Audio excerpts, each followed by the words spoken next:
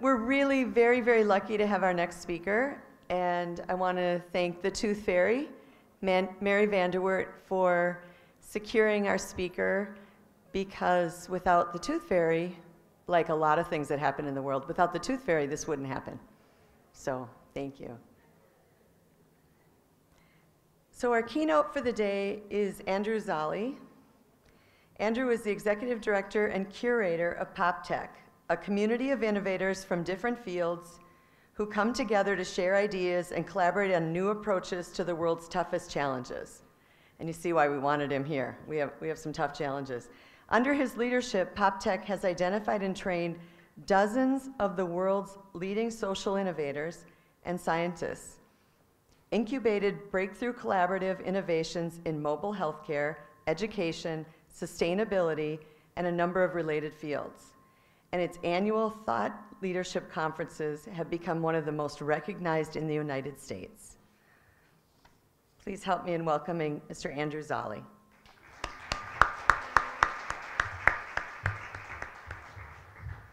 Hi, everybody. How are you this morning?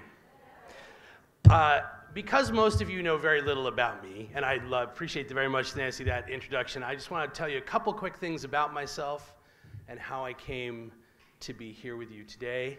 So, hi. Couple things about this. So, by training and disposition, I work in one of those people who has a broad portfolio of things that I work on. I have served as one of the explorers in residence at the National Geographic Society, leading scientific research programs around the world. For the last 20 years, I've worked at the interface of big social challenges and new technologies. And a big part of my work is thinking about the future, and particularly about how we build a more resilient future for everyone. So just a couple things, sort of current ideas and things that I work on, and then I want to tell you about how I got here. So I spend about half my time these days, in addition to working with PopTech, running an organization that has deployed the largest constellation of satellites in history. And we collectively, they're a giant ring of about 300 of them in orbit. They orbit from the North Pole to the South Pole, and we take a picture of the whole planet, including this building, everywhere, every day, to look at climate change and look at how the world is changing around us.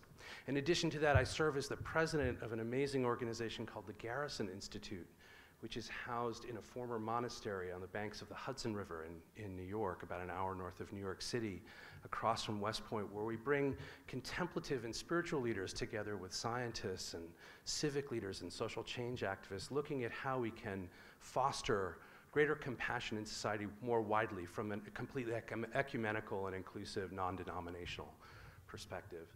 And about 10 years ago, my work took a really significant pivot when it became clear that in the 21st century, we were going to be experiencing a lot of volatility and disruption.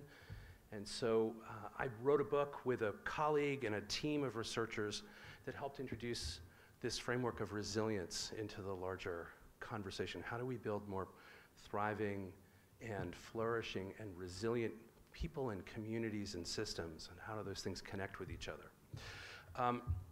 But I will just tell you a couple personal things about myself. So my wife and our two children, Amelia and Benjamin, 6 and 8, we're from, I don't know if you can tell, I'm not from Minnesota, but I'm married in. And so my wife's mom got sick, and we decided, we normally live in Brooklyn, so we decided we would come here and spend time with our extended family, my wife's family, and help them through this complex period of transition. And you know, I married Jenny Carlson, daughter of a Lutheran pastor. So I just went all in. I put all my chips on the Minnesota table right there. And we came in, and I took my kids to the pediatrician one day. One of them was a little bit under the weather. We thought she might have had strep, and there was this clearly also not from Minnesota pediatrician. And she looked at me, she said, "You're not from here." And I said, "That's right." And she said, "You came here for work, or you came here for your spouse?" And I said, "Spouse." And she turned to me and she's like, "Minnesota always wins." It's like the mafia. And listen, my people, we know something about the mafia, I will tell you right now. which is what I really wanted to tell you about, which is that one day I was giving a talk, again, for a friend of mine to the National Oral Health meeting. And the tooth fairy, Mary Vandervoort, walked up, and I'd mentioned that we were living in Minnesota, and she's like, oh, I've got stuff for you to do. So, and I was like, my goodness, the oral health community is also the mafia. I think that's amazing. So, much respect. Okay, now we're going to spend time today not talking about oral health. I'm going to talk to you about all kinds of stuff going on in the world and sort of perspectives and emerging technologies and some frameworks just for the next 45 minutes or so. I hope we'll have a little bit of fun. And you know, you spend so much time, your noses are all beautiful and petite because clearly they spend a lot of time in close proximity to the grindstone. And I'm going to spend a little bit of time backing off the grindstone and just kind of looking up around there. And I thought I would spend just a minute at the beginning sharing with you my favorite quote. It's actually from a physicist who was a contemporary of Albert Einstein named John Wheeler. And actually, John was very famous as a physicist because he named black holes. Before anybody knew they actually existed, they were sort of predicted by theory. And no one was quite sure whether or not they were real things or they were just sort of a mathematical anomaly. And very famously, one of the things that he said is that we shape the world by the questions we ask. And when you come together here, it's not just to inform, it's not just to connect, it's not just to get hopefully recharged and re-inspired for the fight. I mean, anytime you work in public health, you are working in long odds to change systems, complex, thorny, and perniciously resilient systems, sometimes systems that resist change. And so among the things you can do when you come to a place like this is to think about how to take a pause and ask better questions. So I will share with you one that I ask a lot, and that is, where are we? And I don't mean like along the banks of the river in this beautiful space. I mean just generally where are we as a society? It's kind of been an interesting year. I've never paid more attention to Twitter in my life, ever, than I have in the last year. And I asked people who are in senior governmental positions and senior positions of leadership in all different areas of civil society, in academia, in government, where are we?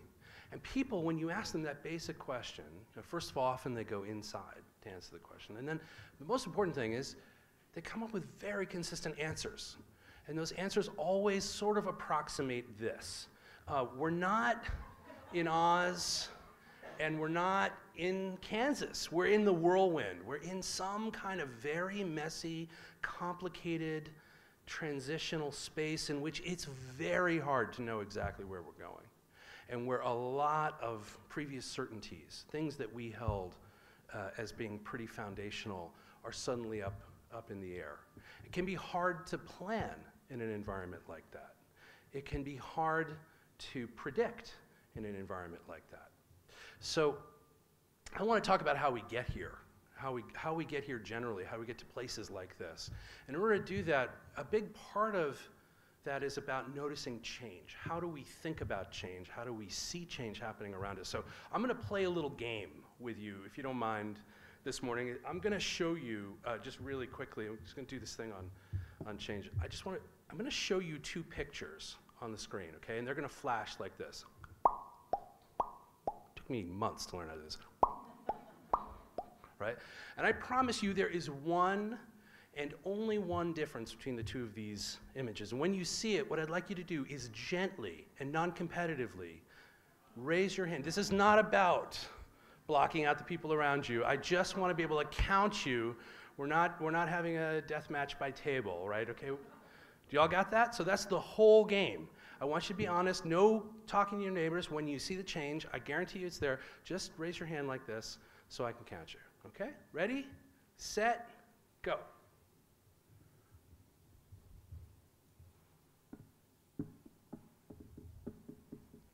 One, two, three, 4, 5, 6, 7. I'm just going to try to get to 10, 8, 9, 10. Okay. How many people here honestly saw no difference between those two images? Please raise your hands. I'd like you to meet the honest cohort here at the meeting today. I don't know what those other people were doing. They're clearly on some hallucinogens. They might have put something in their toothpaste. No.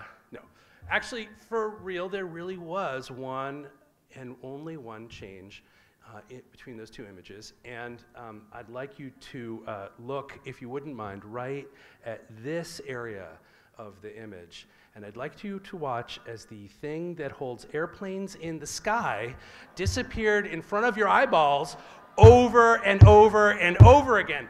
And I wasn't even counting you, okay? I was counting the number of times I showed it to you. So I showed it to you 30 times. It flickered like that 30 times. Okay, I told you with 100% certainty there was going to be something changing on this screen. I showed you the difference, the two stimuli, over and over and over again, and still only about 3% of the people in the room got it after about 30 seconds of repeated viewing. So, by the way, that makes us exactly like all other human beings, including myself. I missed this too, so I'm not holding myself up as some highfalutin fella. So the question is, why? Why did we miss it? Why do we miss it? Any thoughts? Come on, you're a livelier bunch than this. Come on. Who's got a thought as to why we missed the airplane engine? What's that? It was too fast. Okay. All right, that's an interesting one.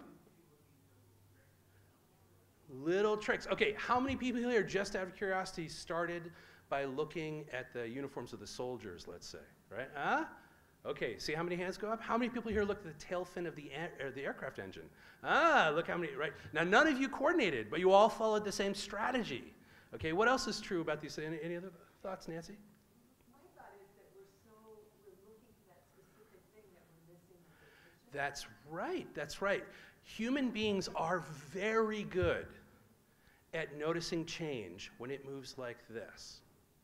We're really, really bad at noticing change when it moves like this, but we're also really bad at noticing change when it moves like this, or when it moves in the background, or if it moves in places where we don't expect it to occur, right? All of a sudden, we become change blind to it. We can literally be told with 100% certainty that the world is changing around us and not see it. A wonderful thinker about the future, a friend of mine named Stuart Brand, captured this idea, I think, really beautifully when he said, in our society, the fast-moving trends get all the attention, but it's actually the slow-moving trends that have most of the power. It's those periods when you get that structural change that happens underneath, because structures determine behavior. If there's one lesson you could take from this, it's that structures determine behavior. And so the challenge is, you know, there are often limits on how much we can do within the structure of an existing system. And we have to do everything, and we can always find new things to do, but there's some marginal rate of return that decelerates until we've done everything we can do. And at a certain point, the system determines exactly how well we're gonna work. So some of what I want to talk to you about today is about systems change and the like.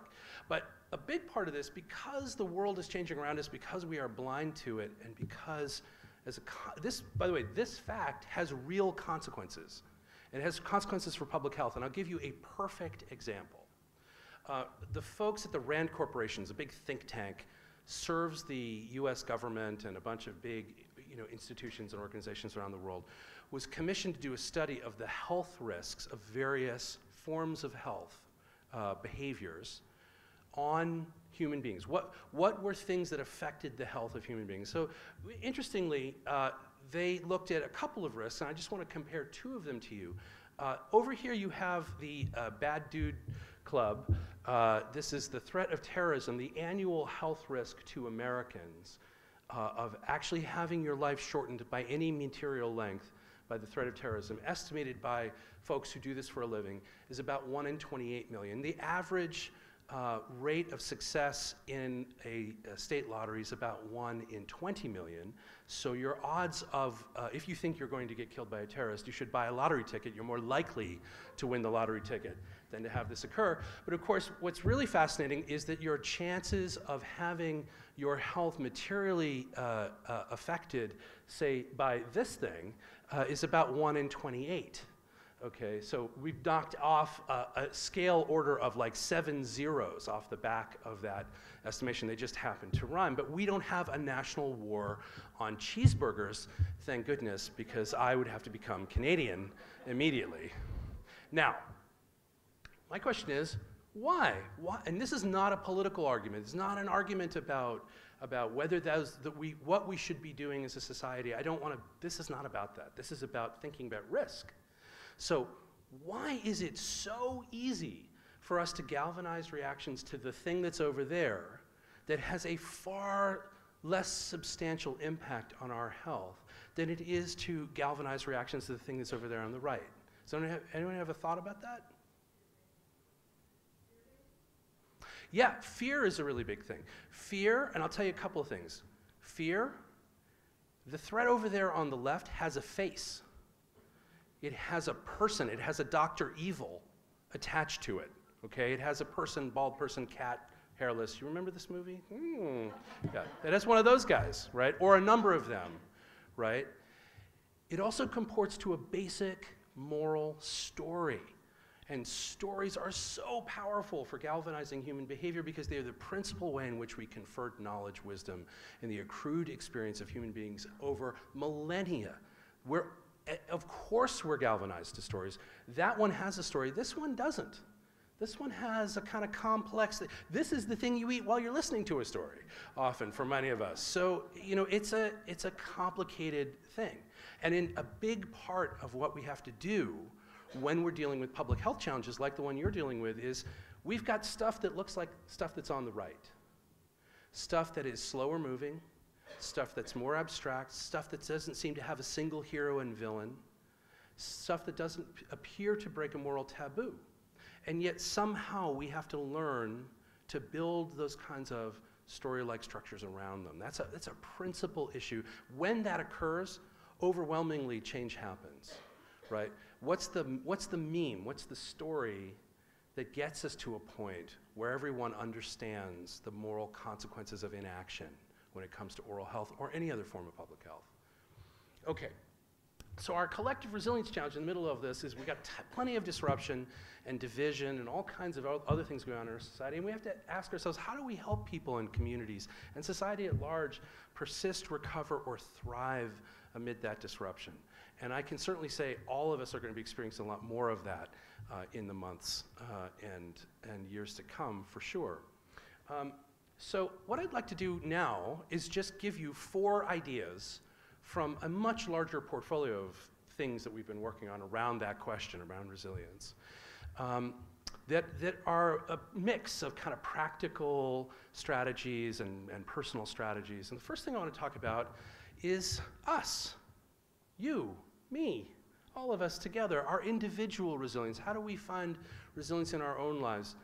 And in particular, in the fight that we have chosen, in this difficult moment when we're trying to make change happen in the world. So what do we see out there in the world? Well, we certainly see a lot of this. You know, the breakdown of the economic and the social and the social protection system has not only eroded for many people, but its relevance, resonance, connection, and fit to what people consider to be the primary concerns of their lives seems to be significantly disrupted. We also see that we're dealing with communities that are awash in both acute and chronic stress. And now we're seeing the intergenerational transmission of trauma, the intergenerational transmission of those effects. And they will have and have cognitive effects on people. The effects of, I'm going to show you some of them, some of the effects of acute and chronic stress. And it doesn't just affect one particular community or another, it affects all of us. You know, many of you are on the front lines, and you therefore represent our most important points of leverage in creating, because you touch a lot of people. Todd was up here. Todd touches so many people's lives. Todd's resilience matters, is a key leverage point. And if you are in any form of public health, your exposure to vicarious trauma is very high. So you are both a key point of leverage and you are a key point of risk in the system. And I want to talk to you a little bit about what happens as a consequence of this. right? What we see in a society in which those systems are breaking down is what we might think of as a kind of great repudiation, right? People go, you know what? I can't deal with it. I cannot deal with all of this noise and static and anger and fear, and I am turning inward. When I turn inward, what you see is a manifestation of indifference and self-segregation. I take myself out of the equation. A kind of zero-sum thinking, which means I win. I can really only think about my wins. I can't think about yours. Even if my wins cause your losses, that's just the way it's got to be.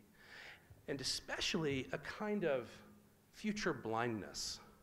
And one of the effects of acute and chronic stress on all of us is that our ability to, it primarily hampers our ability to think about the future. I'm going to give you some experimental evidence of that in a minute. And you see a lot of narcissism, just a ton.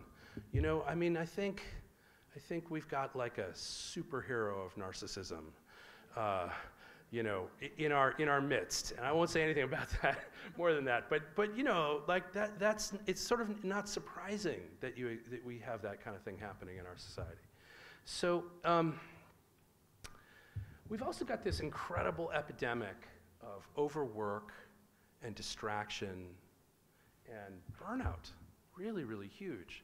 And a huge portion of the cause of that burnout for people in this room, there are many reasons in the communities we serve, but I want to talk about in this room, among the people who are on the front lines of service, is information overload. You know, if you go on the internet and you search for a guy holding his brow, there's like thousands of these pictures. This, right? I think it has something to do with the conversation those two women are having in the background, especially these days. I don't know if you've noticed, but it's a terrible set of things. Listen, you know, my heart literally broke over Garrison Keillor, and I was like, man, if there are revelations about Mr. Rogers, I am packing it in. I am going home. I don't want to. I'm done. Okay. What's going on driving that person's stress reaction? Well, the first thing to say is that there is an epidemic in public health in particular of burnout. Just to pick one example, 8 in 10, 80% of people express some of the symptomology of burnout in public health fields, right? That's just an extraordinary, and a third of us describe it as extreme, who are working in all the collected public health fields.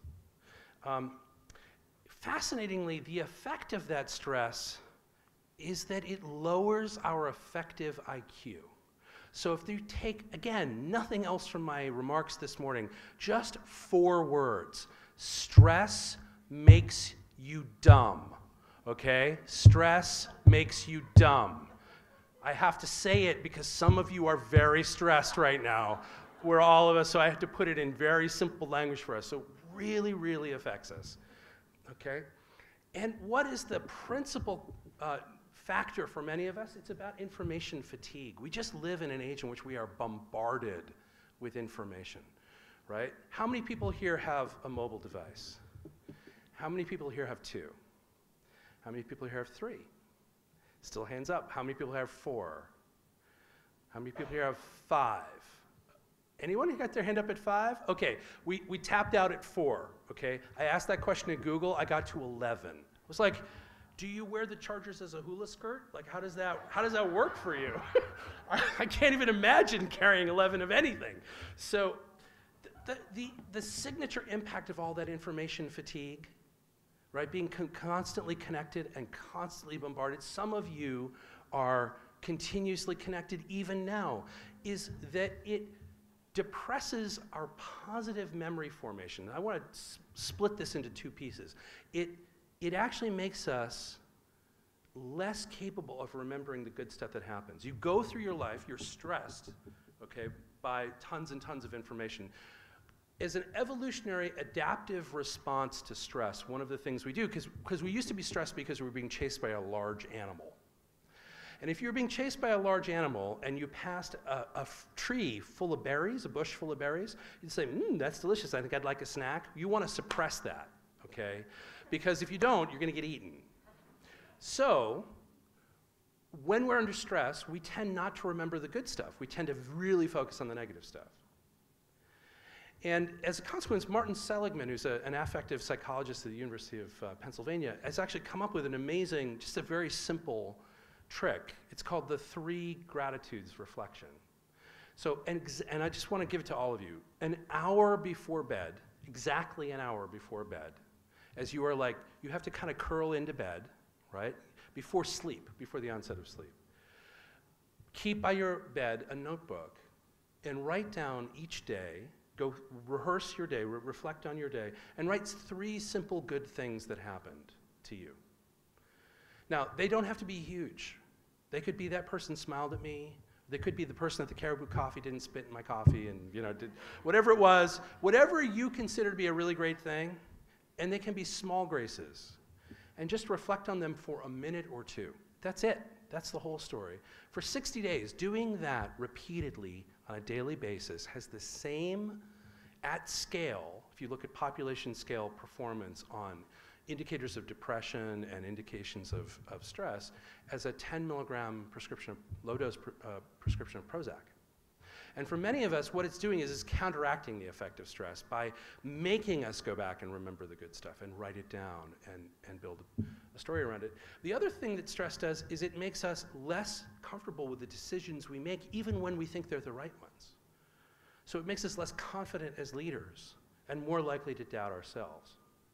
And what is the principal cause of all that information fatigue? It's this, it's email and all the rest of that stuff. And I just want you to know, there's a really fascinating study in 2013 suggested that it takes a full 67 seconds to cognitively recover from every email you receive.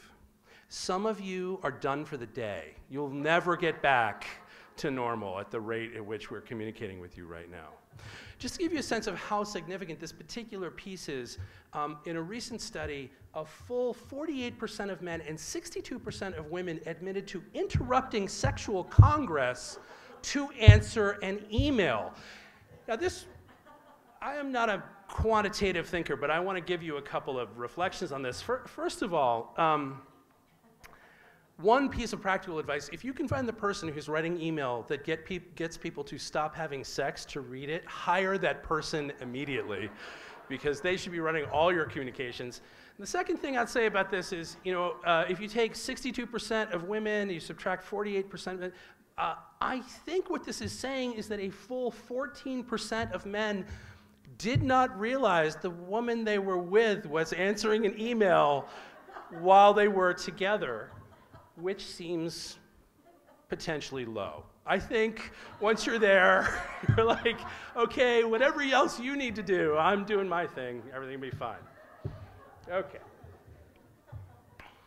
Now, much more seriously and hopefully thoughtfully than that, I wanted to give you a sense of a basic question, because it's a kind of fascinating thing going on in our society at the moment, in our sorted out societies, in our enclaves are increasingly homogenous in many senses, you know, communities where we're isolated from each other culturally or politically or racially, ethnically, economically from each other. We're disentangled in so many ways. And I want to talk a little bit about how our life stressors affect us on a cumulative basis. So I want to ask you a really simple thing, okay? So over there on the horizontal axis, you have cumulative lifetime of adversity, major adverse things that happen to you, go through surgeries, divorces, change, you know, death of a loved one, the major things that cause us trauma in our lives. On the vertical axis, you have our resilience from low to high. What do you think the relationship is between the amount of adversity you've experienced in your life relative to the mean in your community and your amount of resilience? I want you to draw that graph in the middle. Well, as it turns out, there's a guy named Mark Siri at the University of Buffalo who actually researches that exact subject. And here's what he found. What he found was that people who had relatively low cumulative lifetime adversity and relatively high cumulative lifetime adversity were similarly irresilient. And that there's a kind of warm zone in the middle. That's because some stress in your life teaches you. It's called the stress inoculation effect. Stress teaches you to deal with stress. The very experience of it has some benefit. And then there's a zone in the middle of kind of meaningful challenge in your life. And then beyond that, stress actually begins to diminish your capacity to the point where it drops really dramatically. And interestingly, he discovered this one with psychological tests. He discovered it was strongly correlated with levels of life satisfaction. The right amount of challenge in your life dramatically raises your satisfaction with how you're doing. Too little, and you're not all that satisfied. Too much, and you're not all that satisfied. And even physical pain tolerance, all controlled by the same circuitry in the brain. Right? Our satisfaction, our pain tolerance, and our resilience are all connected. They're all governed by some of the very same processes in our brain, the same cognitive and neurocognitive processes. This is interesting because it suggests that if you are profoundly stressed, that your level of resilience is, not surprisingly, probably not very high. But similarly, these are population scales, so you will always find people who are exceptions to the norm, right? You will always find people who don't fit this model, but this is the model that governs thousands and thousands of people averaged out. But it also suggests that if you're living the Kardashian lifestyle, if your biggest challenge is deciding what flavor of caviar you're going to put on your breakfast toast every morning, you may be irresilient in precisely some of the same ways. Now, interestingly, the other thing is, this is roughly where everybody is, okay? Most people, this is the arc, right, of life, but most people report themselves using, on these surveys, to be slightly more stressed than optimal. They're not broken. Look around the room. There's not broken people here, but all of us could use moving back a little bit closer to the warm zone in the middle. And interestingly, this right here is where the median is for healthcare workers. So we look a lot, increasingly, much more like the people that we're serving also, some of whom are also existing in communities that are even further to the right. So the question is, how do we get back into the center? So I just want to talk a little bit about that in front of this, like, look at these anodyne smiling people here, okay? So what are the things that confer resilience upon us? Well, there's not a single thing. There is no 4 R's of resilience. If there were, I would have written a different book and been sitting on a giant pile of money that my publisher gave me, but that didn't happen. So it's because it's a complicated story. So what are the things that bolster our resilience? Because they form a kind of rough working agenda. Well, first of all, strong social networks. Being connected matters. Being connected in this room matters a lot. Being connected in all the places of your life, right? But it's not just about how many people you know. It's not just about the general health of the overall network. It's also about the close, trusting relationships, the degree to which people on a regular basis tell you they love you and mean it. I'm not talking about Facebook friends. I'm talking about actual friends who really love you. My favorite quote about friendship is that, a good friend will help you move. A best friend will help you move a body. So, we're talking about best friends, right? The kinds of people, the degree to which you both express and receive expressions of love, compassion, understanding, intimacy. And I'm not talking about romantic either, just the intimate bonds of life confers profound resilience benefits on all of us. Our access to resource matters, of course, right? Can't build systems without resources to build them with. Can't deliver resources, right, without the resources there in the first place. Having a healthy body and brain confers a lot on us and our resilience. Our genes matter in a way that I don't have time to talk about today. Our life experiences matter primarily because of that chart that I just showed you. Our beliefs about the world matter a lot. If you think you live in a world that is arbitrary and capricious, in which things happen for no reason that can harm you, and that you have no agency within it, you are far less likely to be resilient, primarily because of the way we interpret the emotional response to those activities. And this is one of the principal ways in which the experience of poverty affects our experience of resilience. Because being poor in America is to be on the receiving end of all kinds of things. It's to be in a situation where there's lots of evidence that you may count less than others, that the work of the world may have very little to do with you, and that your agency may be diminished. Having an environment of continuous learning matters a lot.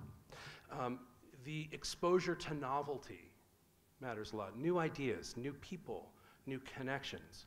And then finally, habits of mind. And here I want to talk just for a moment about some things we're learning. Now, there's all kinds of other ways of doing this kind of work, but habits of mind matter a lot. In order to understand that and their connection to beliefs, I want to talk to you for a moment about our emotional lives. Now, you've been hanging out with me, thankfully listening to me for the last 20 minutes or so. Mary can tell you, like, this is who I am as a person. Like, what you see is what you get, you know, and an expanding waistline and my, you know, various accommodations to middle age and like all the other rest of it, right? I mean, this is it. Doesn't get much better. I hope you like it, right? And I hope you think I'm a nice guy. And I think, like most of us, think I'm a pretty good person. Just don't cut me off on the highway, or I will follow you home. I will find out where you will live, and I will sign you up for monumental amounts of junk mail that will simply make your life miserable. Because my people, the Italians of Brooklyn, invented opera and vendetta. Okay? So I say this to you because, and you smile, because that story comports with our lived experience of our emotions. We're going along doing our thing, and someone else does something, and our emotional reaction is reactive. It's part of our reaction. Well, a group of researchers at the University of Wisconsin, just next door,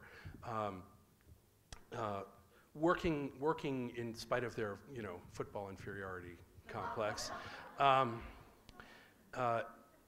started working with people who are masters of control of their emotional state. And they have a completely different theory of how our emotions work, which is to say you have a kind of general reserve of emotional response. And if you can learn to consciously manage it, you can decide to be judicious. When that person cuts you off on the highway, you say, I'm going to decide to be this irritated and not that much irritated.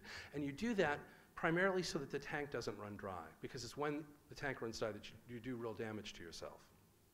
So that ability to control and to direct and to be intentional with our emotional reactions is a big part of what makes us more resilient. It's also why our beliefs matter about the world, because if we believe that things that happen to us happen for a reason or are there to teach us even through adversity, they help us control the degree to which we have sometimes really negative responses. And it's one of the reasons why you see a lot of this these days. There's a lot of people beginning to understand the power of mindfulness and contemplative practice and its relationship to giving us the intentional cognitive tools of control over our lives, regardless of what our actual control is out in the world. So you see it on the battlefield, you see it with emergency room physicians, humanitarian aid workers, and that's a group of young girls in the Atlanta DCS foster system who are running through a program at Emory University. When they come into the system, not only is their level of psychosocial resilience very low because they're going into the foster system, they're coming out of really bad situations, but manifestations of stress in the body, there are sort of biomarkers for stress in the body are astronomically off the charts. After about 8 weeks of sustained supportive training and other interventions, of which this is a piece, what happens is their biomarkers drop dramatically, and those biomarkers are correlated over the long term with immuno-related illnesses and cancer and all kinds of other stuff, and their psychosocial resilience really dramatically jumps. So again, this is not the only story, but it's a big part of the story, and the one really important value of this is that it's free and it can belong to everybody. So it's a sort of thing that we can all do to help drive things forward. But one of the major benefits of that is not just how we think about ourselves, it's also how we think about other people. Because when we get into those habits of mind where we deepen our contemplative practices, we hopefully bolster our compassion for one another and our ability to see the future. My good friend, David DiSteno, who's a researcher at Northeastern, says it's not the objective facts about the circumstances we're in, it's about whether or not we see ourselves in the other. Are we part of the same tribe, part of the same circle, right? And that manifests itself in the health of our organizations in countless small ways. Someone is walking along, you're walking down the hallway, and there's Bob, and Bob might not be the person you want to hang out with at a cocktail party, and Bob says, I'm having trouble with my spreadsheet, and you have a little moment where you can either say, yeah, Bob, I'll help you, or no, Bob, I gotta go floss my cat, or whatever it is, whatever excuse you're gonna give him, right? And those tiny little gestures of social solidarity, trust, and connection are the ones that are rooted in this is sort of applied compassion. You can really see that actually in this wonderful study that David and his colleagues did. They would invite 2 random strangers into a room. So, Joanna, can I borrow you for a second? Come on up here. This is Joanna Sager from the University of Minnesota. The one and only, okay? So, nice to meet you. Okay, so what David would do with his colleagues is invite 2 random strangers Joanna and I have never met. We're not allowed to talk to each other. Sit them at a table and have them play a game where they had to make decisions with little piles of money about whether or not they would do things of their interest or in the shared interest. So I could make money for the both of us, or I could make a little bit more money for myself. The default rate of cooperation in that environment was 15%. So being put into a room with a stranger and playing a game against them where either they win or you win, people 85% of the time did what was in their interest. And then David did this thing where he just had 2 people, this exact same situation, come in, and they put their fingers on the table, and they were told to tap their fingers in unison for about 90 seconds, and then about 3 minutes. Just like, how you doing? Good? I'm trying to. You sure are. You gotta look at me, okay? Oh, okay. We're in it now, Yeah, okay? okay. Yep. Okay, this is it. How we doing? Doing pretty good? Okay, who's driving the tap train? I don't know. I'm trying to take over. You are? You certainly are. You're doing great. You're doing fantastic.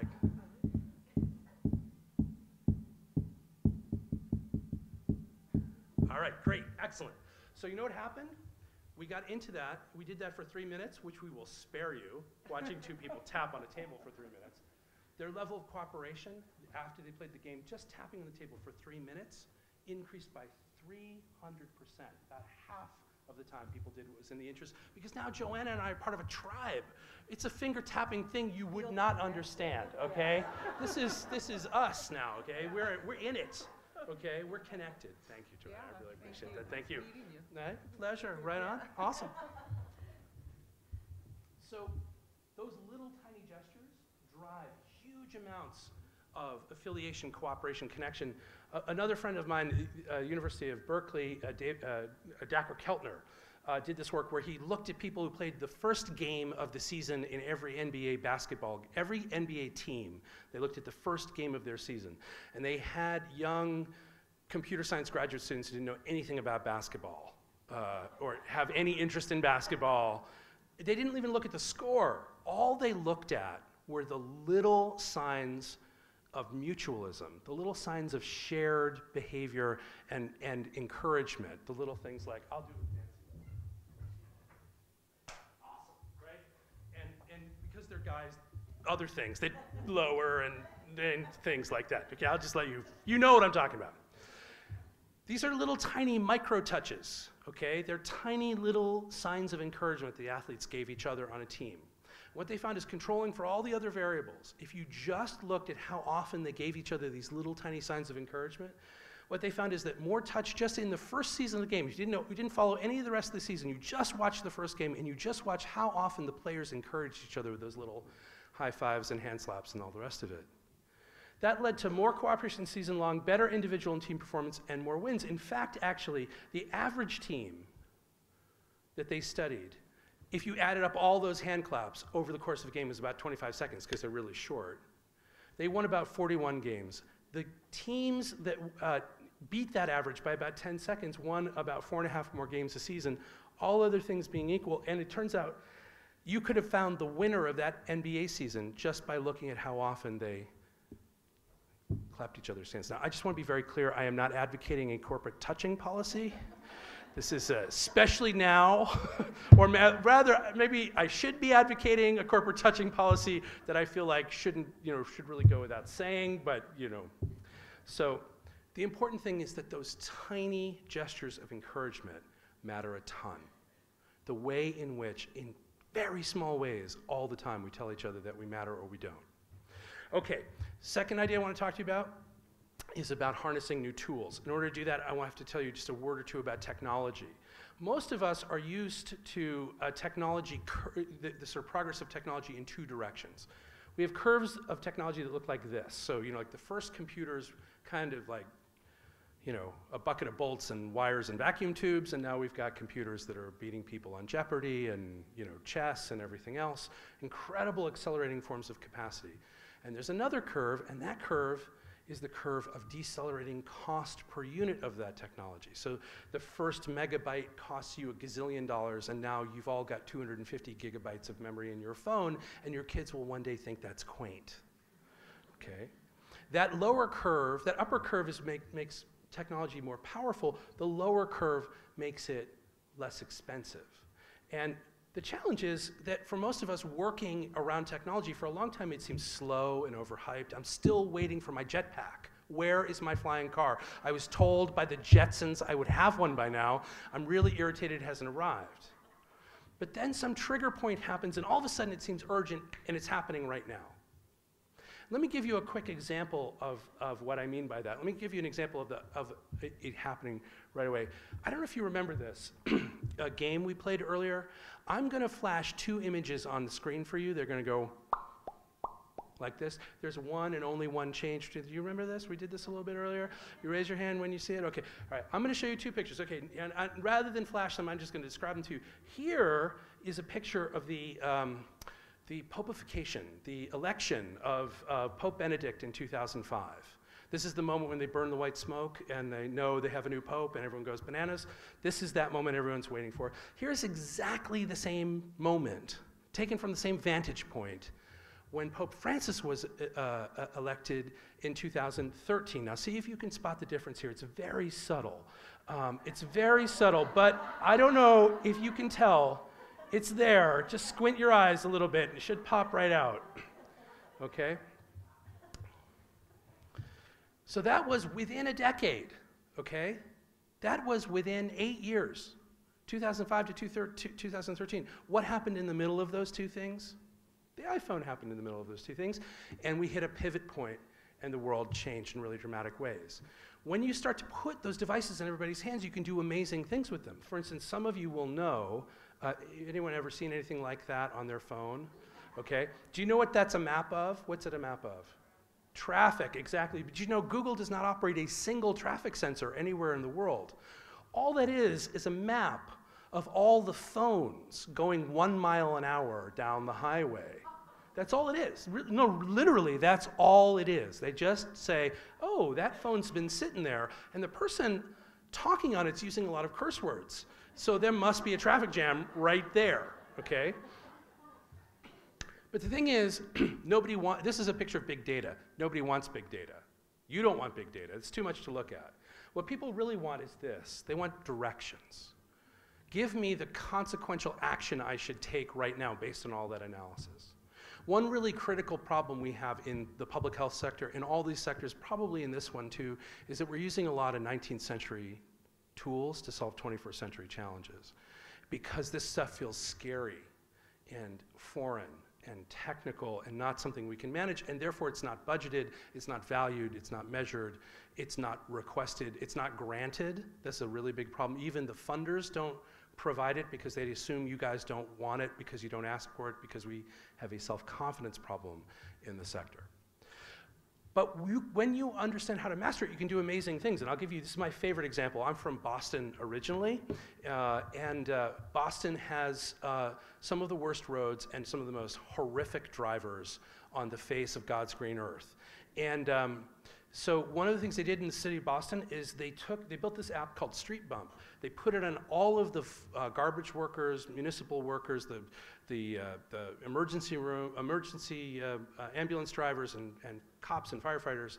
And as they're driving along, occasionally they hit a bump. And if a couple cars that outfitted with this app hit a bump at the same moment, they know there's a pothole there, and they automatically dispatch a pothole crew to fill the pothole. And they've saved $150 million in liability costs in the city of Boston so far by having an app that can use everyone as a sensor. Now, who wouldn't like an extra $150 million for their particular sets of issues, like the ones, what could we do with $150 million worth of savings? Okay. I'll show you one example that comes directly from public health. This one actually comes from Sweden. How many people here have given blood? Okay, you don't all have to put your hands up, but I expect most of you to put your hands up. Do you know what happened after you gave blood? After they gave you the cookie and the apple juice and you felt sleepy and kind of cool and you might have said a few things you didn't expect to yourself or to a loved one. That happened to me right before I got the cookie and the apple juice. What happened then? Nobody has any idea because you give your blood over and you just say, great. I did good for the day, I feel good, got a sticker. Well, the problem that they had in Sweden is they had a huge problem. Suddenly there was a precipitous decline. There was an erosion in people actually giving blood. And they didn't know what to do, so they built a system, really, really simple feedback system. This is what it looks like. You go, you give blood, just as you normally would. And after you've given blood, some weeks later, when that pint of blood is used in a real human being, you get a text message. Your blood was used in the last 5 minutes to help somebody. That's it. That's the whole story. Skyrocketing. They're exporting blood now to other countries. No, so these are legit. They've got so much oversupply because people want the text message. They want the feeling that their action was consequential. And in so many of these areas where public health, there is no opposite end of the feedback loop. We don't actually tell people that their actions have had a consequence, especially if you're engaged in things like we want everyone to do preventative cleanings. We want people to be engaged. We want to fill that cavity before it turns into an abscess or any of those kinds of things that you know much more about than I do. Okay, still with me? How are you doing on time? Yeah.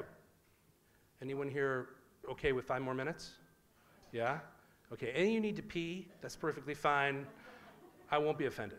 Okay, so I'm gonna just tell you a couple other stories about, so what do we have to do to build resilience? One of them is, we gotta start with ourselves. We gotta be much better at managing our information flow, gotta be thinking about our stress. Number 2, we gotta think about how to leverage these technologies, not for their own sake, but primarily, I think, initially, for the ways in which they can create positive, meaningful behavioral feedback loops. A third thing we want to do is we want to build with, not for. And I'm going to give you 2 quick stories of that. This story actually comes out of Chicago, with an amazing organization called Cure Violence, led by this guy, Gary Slutkin. Gary is an epidemiologist. He's affiliated with the University of Illinois, Urbana-Champaign. And he was one of the very first doctors to start working on HIV. Before AIDS had a name, when it was thought of as GRID, we were trying to think about it as a couple different things. He was working in LA and San Francisco County medical hospitals trying to figure out what was this illness that was killing so many young men. You know, when they figured it out, they figured out the vector of transmission, they understood what was the effect. Then you can start to use epidemiological tools to go at the problem. So for instance, in the background, you can see there's a young woman there sort of blurred out. Gary had been working on issues like syphilis outbreaks. And if you have an STD transmission outbreak, what you want to do is you want to identify the people who are the most likely transmitters. In this case, might be people involved in the sex trade, and get them to change their behavior. But you can't go in as the government and say, do this. Instead, what you want to do is find meaningful messengers, credible messengers with credible messages. People who can convey in a peer or especially a kind of like an older person perspective, this is the behavior you need to engage in. This is how you deal with this problem. So he went off to sub-Saharan Africa. He worked in Togo and Uganda, a couple of other places, building the first successful HIV programs at national scale.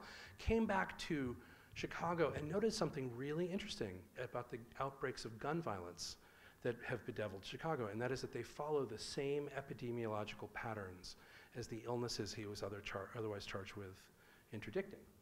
In fact, if you look here, this is a map just in 6 months of last year of the primary and secondary shootings in one little 10 by 10 block or so neighborhood called West Englewood in Chicago.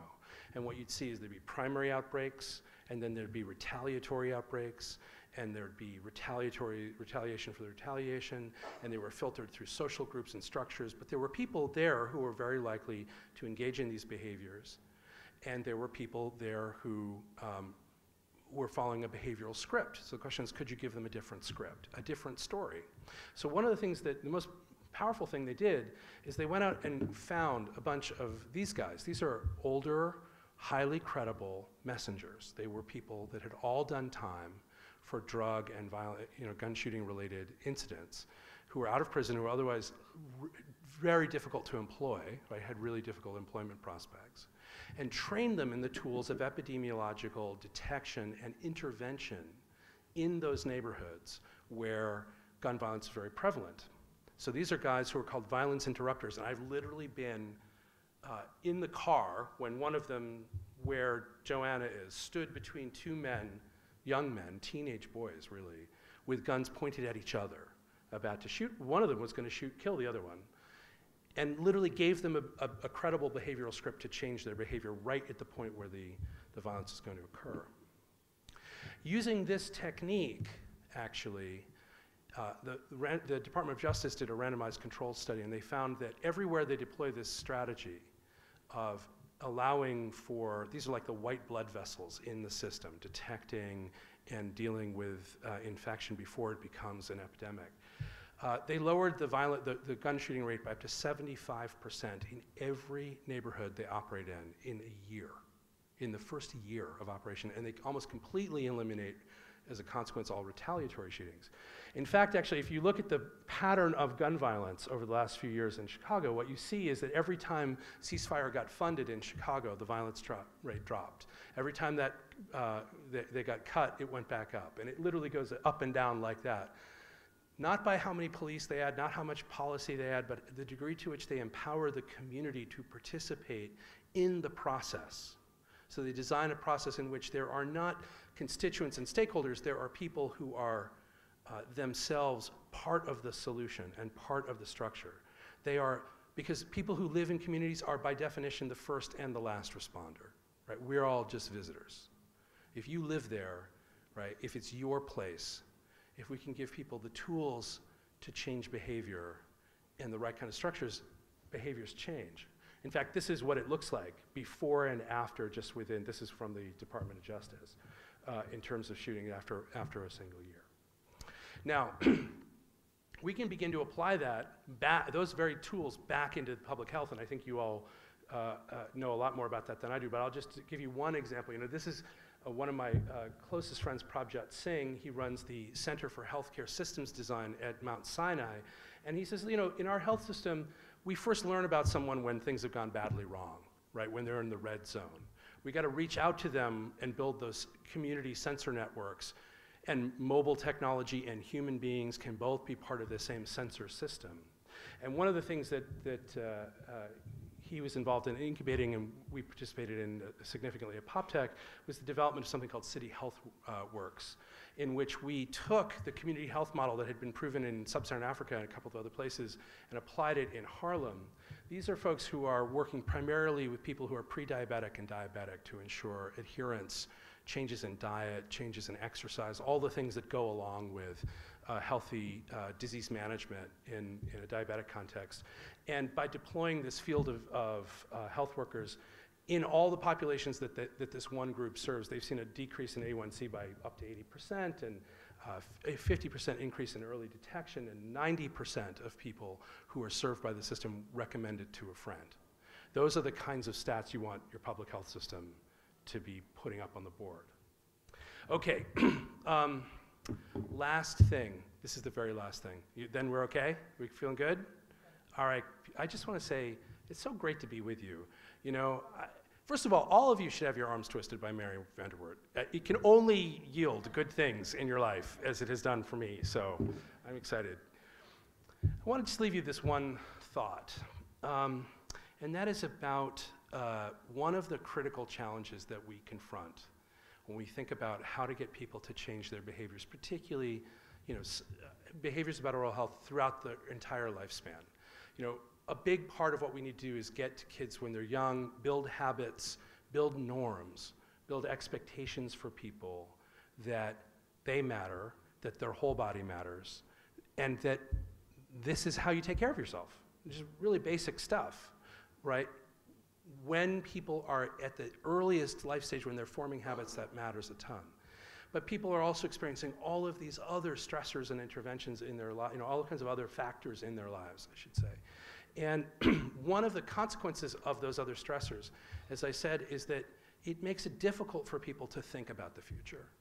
It's challenging in general to think about the future under the best of circumstances, even if you're very well resourced. But if you're not well resourced, one of the signature cognitive impacts of diminished resources is you think in present tense terms only, which means you don't do the preventative care, you don't build the habits, you don't lean into the future in that way.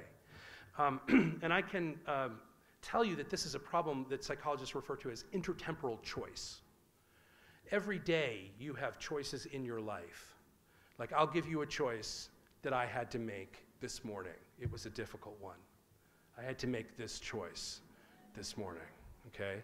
So I had to choose my present tense happiness, my momentary satisfaction, over my long-term antipathy to a treadmill, right? And decide which of those things was going to be more important to me, right? Was my future self going to be satisfied by my avoidance of this, or was my present tense self going to be satisfied by this at the expense of my future self? In fact, you can understand the debate between future me and current me as a debate between two human beings. Actually, psychologists and economists actually treat that as a debate, as a negotiation between your future self. So how many people here are night people? Anybody here like to work late at night? How many people here are morning people? Okay, a few more morning people. Obviously, we're here in the morning, so that doesn't mean anything. Okay, if we're holding this at 8 o'clock at night, it'd be a different crowd. But here's my point. My point is, I'm a night person. I like to work at 2 o'clock in the morning when the kids are in bed. And somewhere around 3 a.m., it occurs to me that in about 4 hours, I'm going to have small dive-bombing 6-year-olds on me, and that I'm going to rue the moment that I decided to work an extra half an hour or 45 minutes. And that debate is part of everything we do. If we decide to take the latest piece of technology or put the money into our 401k or the equivalent thing, we're making a decision about our future versus our past. And one of the most important things, one of the most significant effects of poverty in our society is that the natural discounting that human beings do of the future is exacerbated by poverty. So people historically, amazingly, in one research lab, actually in David DeSeno's lab, they give people a very simple choice. Like, I put a pile of $100 on the table today, and I tell you can have this pile of $100 today, or I will send you $500 in a year. How many people do you think take the $500?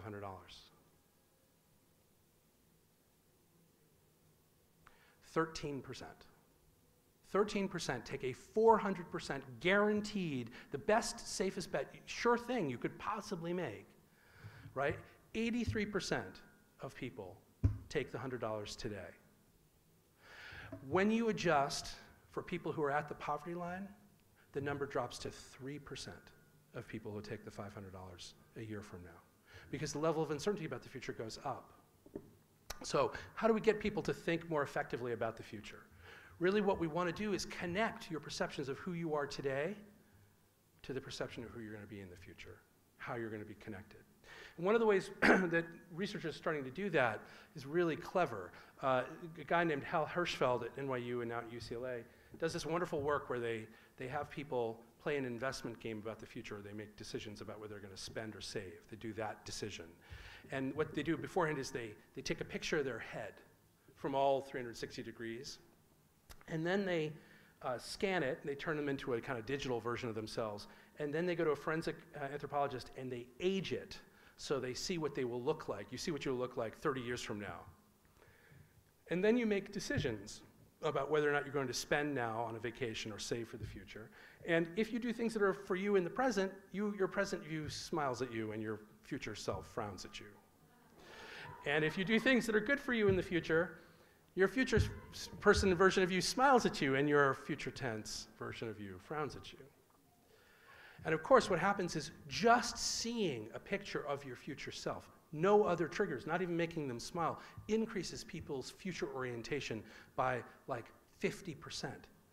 And seeing it smile makes it go up about 300%. So, can we create solutions for people in oral health and public health where we give them a sense of their future selves? Show them that they belong in the future. Give them a sense of stakes in the future.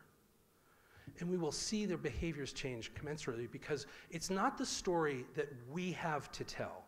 It's the story that we want the people that we serve, we want them to tell themselves.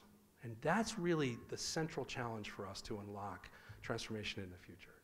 And that starts with, first and foremost, and ultimately having compassion, inculcating a sense of compassion for ourselves among the people that we serve. And with that, I will say, I'm going to end with my other favorite quote, which is this. That's how we start to get to real systems change. And my other favorite quote is by an architect named Christopher Alexander, who said, "Making wholeness heals the maker." Making this system work will be healing for you, and it will be healing for the people that you serve. And with that, I will say thank you very much. It's great to be with you.